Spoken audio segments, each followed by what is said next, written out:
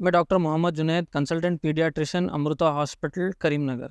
बहुत सारे पेरेंट्स का ये डाउट होता है कि न्यूबॉर्न बेबीज़ के अंदर में, ये बच्चे के अंदर में इतने सारे टीके, इतने सारे वैक्सीनेशन क्यों हैं सर? तो आज हम जानेंगे ये वैक्सीनेशन या इम्यूनाइजेशन बच्चे के अंदर में इतना इम्पॉर्टेंट क्यों है। न्यूबॉर्न बेबी जो होता है, ये बहुत नाजुक होता है। यानी कि बच्चे के अंदर में या न्यूबॉर्न बेबी के अंदर में इन्फेक्शन से लड़ने के लिए इम्यूनिटी या ताकत नहीं होती। तो इम्यूनाइजेशन का मकसद ये है कि बच्चे के अंदर में इम्यूनिटी को बढ़ाना, यानी कि इन्फेक्शन से लड़ने की ताकत को बढ़ाना।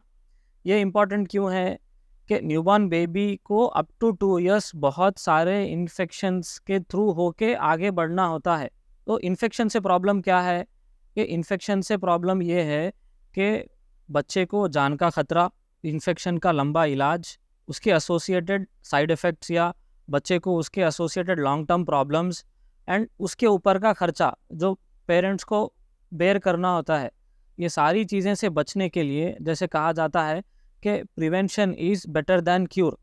सो इम्यूनाइजेशन का मकसद ये है कि बच्चे को ये सारे इन्फेक्शन से बचाना। मिसाल के तौर पे आपके बच्चे को अगर टाइफाइड हो गया, जो सिर्फ 2 टीकों से टाइफाइड इन्फेक्शन से बचा जा सकता है।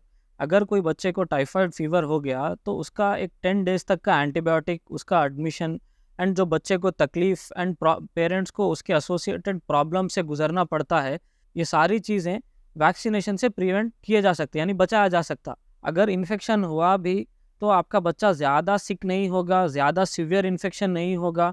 और वैक्सीनेशन से दूसरे बहुत से एडवांटेजेस होते हैं, लाइक आपके बच्चे का वेट गेन प्रॉपर होगा, बच्चे का डेवलपमेंट प्रॉपर होगा। ये सारे वैक्सीनेशन से होने वाले फ़ायदे हैं। तो अपने बच्चों को सारे टीके लगवाएं और अपने बच्चे को सेहतमंद रखें। आगे के वीडियोस में हम जानेंगे ये गवर्नमेंट का और प्राइवेट वैक्सीनेशंस का फ़र्क क्या है एंड ऑप्शनल वैक्सीनेशन किसे कहा जाता है।